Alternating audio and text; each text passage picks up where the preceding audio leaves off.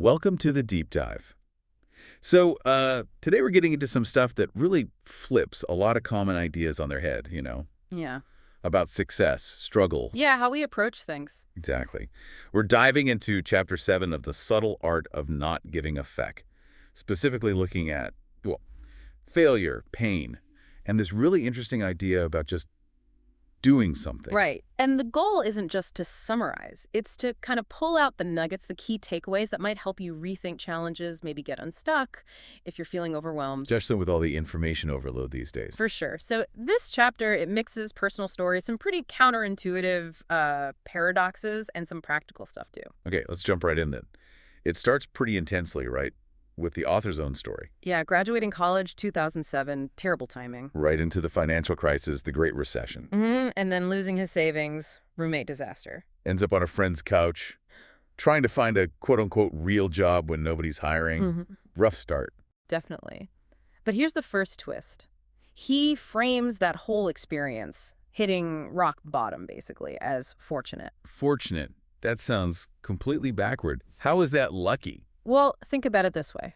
What's the biggest fear for a lot of people later on? When they think about changing careers, starting a business. Failure, right? Losing everything. Exactly, fear of failure. Yeah. But if you're already at the bottom, if you've got basically nothing to lose. Okay. The stakes are lower. Right. Failure just means, well, you're still broke on a couch, which is where he already was. So that fear, it kind of loses its punch. So being in that situation actually made it easier to try something risky, like the whole online business thing he mentions. Precisely. If that weird internet project failed, he'd just be, well, an older guy broke on a couch. Not that different. It flips the script on hardship. And that ties into this idea he pushes, that failure isn't some absolute thing. Not at all. It's totally relative. It depends completely on your metric, your standard of measurement. Like the example he uses, if your goal is to be some kind of anti-capitalist revolutionary. Right. Then failing to make money isn't failure. It's like mission accomplished. But if your goal was just, get a normal job. And yeah, by that metric, it looked like failure. It forces you to question the metrics themselves. And he really goes after money as a metric for self-worth. Says he grew up seeing it used more to, avoid problems than actually solve them. Yeah, that insight, that money doesn't equal happiness. And being broke doesn't automatically mean misery. It's about what you value. So for him, it was things like freedom, autonomy. Doing his own thing, on his own terms. That mattered more than a steady paycheck and some job he'd hate. Which sets up that choice. Soul-crushing job with decent pay, or this risky internet thing while being totally broke. And the second option felt like the only real choice, given his values. He even did the math, kinda. Worst case, try for a few years, fail. And end up an older, broke, unemployed guy with no traditional experience. Yeah, which honestly wasn't that much worse than being a young, broke, unemployed guy with no experience. Okay, fair point. So the real reframing is this. If freedom and doing his own projects were the core values. Then the real failure wouldn't be the lack of money. Exactly. The real failure would be not even trying. That would be betraying his own values. The inaction was the failure, not the outcome. Wow, okay, that's a big shift. And that leads into this thing called the failure-success paradox. He uses that Picasso story. Oh yeah, the napkin sketch. Classic. Draws something quick, asks for a ton of money. And the buyer's like, but it only took you 2 minutes. And Picasso says, no, it took me 60 years. Right, 60 years. And that story just perfectly nails the idea, doesn't it? That real skill, real success. It's not magic. It's built on thousands and thousands of tiny failures. Things nobody ever sees. Exactly. The size of your success often reflects how many times you were willing to screw up, to fall down, to fail. Like the baby learning to walk example. They fall hundreds of times. Constantly. But they don't sit there thinking, maybe walking just isn't for me. They just get back up. They haven't learned to be afraid of falling yet. That's the point the source makes. This fear of failure, avoiding it. It's learned behavior. From where? School? Parents? Probably all of the above. School systems that punish mistakes, maybe parents who are, trying to protect kids but end up shielding them from any failure. And the media just showing the shiny end result, never the messy process. Right. So we end up scared to try things we aren't already good at. We stick to the safe zone. Which feels secure, but it limits you. It stifles growth. And the chapter puts it bluntly. If you're unwilling to fail at something, you're basically unwilling to succeed at it. True success requires that willingness. Okay. And this fear, He connects it back to values again, right? He calls them shitty values. Yeah, a bit harsh, but the point is values based on external stuff you can't control. Like, everyone has to like me, or I need to be super rich, or I must always be right. Things outside your direct influence. Totally. So your self-worth gets tied to other people's opinions or market forces or just luck. It makes you anxious. Because failure in those terms feels like a judgment on you, like you're not good enough. Mm-hmm. And even if you hit those targets, sometimes it feels empty because it wasn't about real growth. So what are the better values then? They're the internal ones, process-oriented, things you can control, like I want to improve my skills, or I value expressing myself honestly, or I'm working on building stronger connections. Defined by your effort, not the result. Exactly. Your self-worth comes from your own actions, your commitment to the process, regardless of whether everyone likes you or you get the promotion. They're ongoing. You never really finish honesty. That makes sense with those conventional goals, like buying a house or whatever. Yeah. Once you check the box, then what? Right. If that goal was your only source of value, you can feel lost afterwards. It's that potential for the midlife crisis feeling. Happiness, the source argues, comes from the process of solving problems based on good values, not just collecting achievements. Like Picasso again. His value wasn't become famous. It was something ongoing, like honest expression. Yeah, this humble, never-ending thing, which allowed him to just keep creating, keep experimenting, keep failing on napkins for decades. So, okay, failure is perspective. Depends on your metrics, your values. Got it. Yeah. But then there's the pain part. That seems unavoidable sometimes. Totally. And the chapter argues maybe we shouldn't be trying so hard to avoid it. It brings in this study by Kazimierz Dabrowski, a Polish psychologist. Right, the World War II survivor study, that was really striking. Yeah, people who went through just unbelievable trauma, starvation, bombings, witnessing horrific violence. Things we can barely imagine. And yet a surprising number of them felt those experiences, while awful, actually made them better people. Stronger, more responsible, happier even. Yeah, it sounds crazy, but they reported feeling more grounded, more resilient. Like they'd faced the absolute worst and survived, so everyday problems didn't faze them as much. They'd somehow use that intense pain for growth. It does kind of resonate with that feeling sometimes, that the things you're proudest of were the hardest things you did. The struggles. Mm-hmm. Overcoming adversity builds something in you. Dabrowski's whole argument, which was pretty controversial, was that negative emotions, fear, anxiety, sadness, they aren't just bugs in the system. They're features. Kinda, yeah. Necessary pain for psychological growth, like how muscles tear and rebuild stronger when you exercise.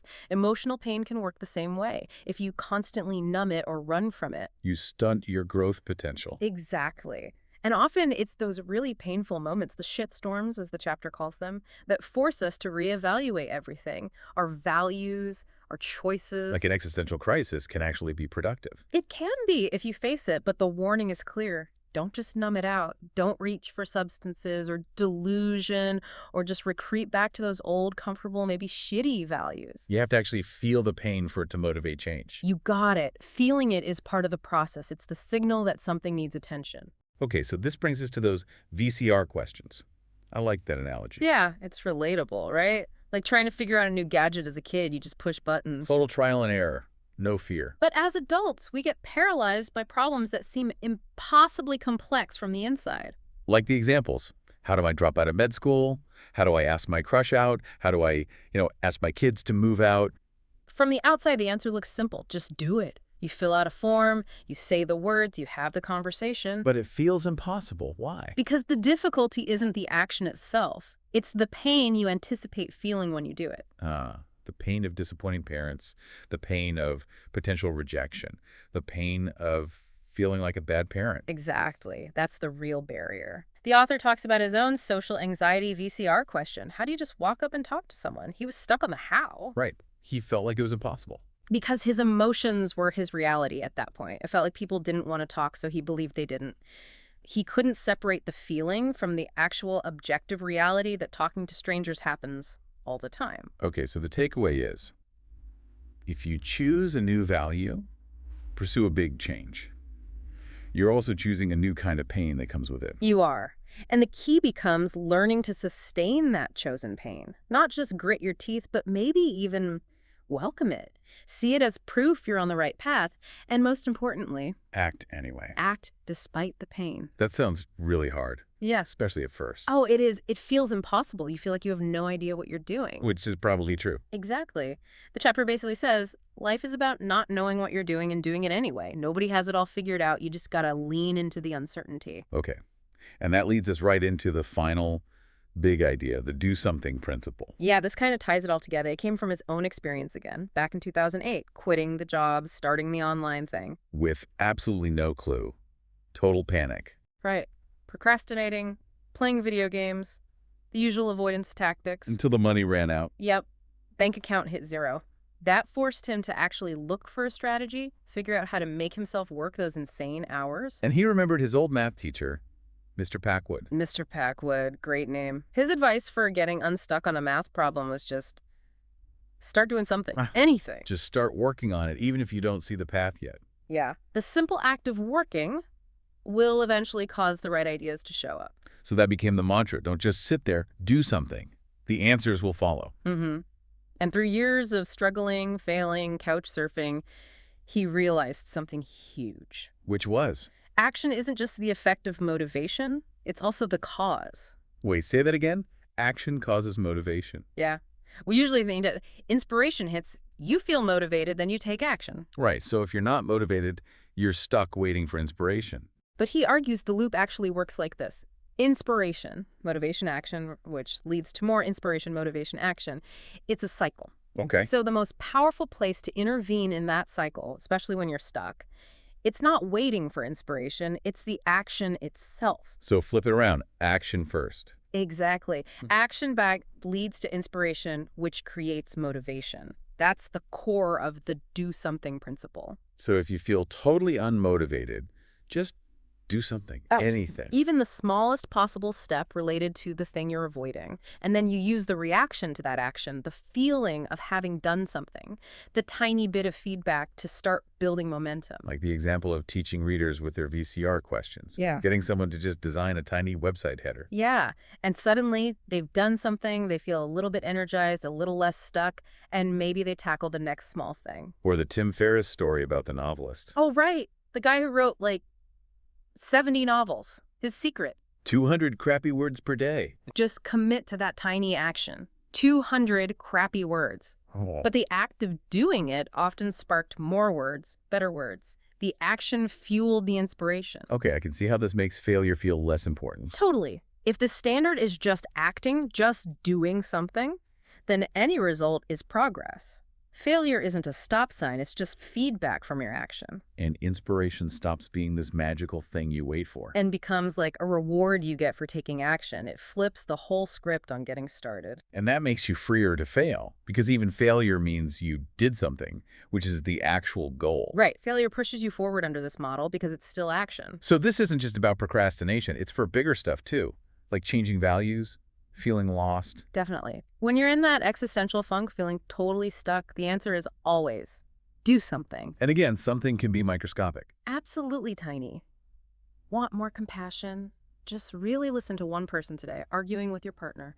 Just once. Try assuming you're the problem and see what happens. Smallest viable action. It's just about starting the snowball effect. Exactly. Action is the spark. You become your own source of inspiration and motivation. It's always within reach. When doing something is the metric, even failure is moving forward. Okay, so let's try and wrap this up.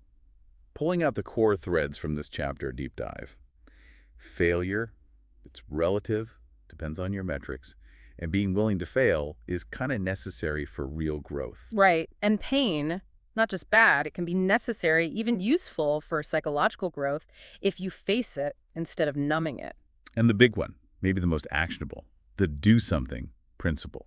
Action drives motivation, not the other way around. Just start. Yeah, those are the biggies. They're not comfortable ideas necessarily. They don't promise easy fixes, but they offer a really different, maybe more robust way to think about challenges, setbacks, and just get moving. Shifting the focus from waiting for the perfect feeling or circumstance To just leveraging your own ability to act right now. Yes. Right. Which kind of leaves us with a final thought for you, the listener, to chew on. If action really does come before inspiration, what's one tiny, maybe even ridiculously small something you could actually do, like right now, related to some challenge you're facing, even if you feel totally unmotivated or unsure about it?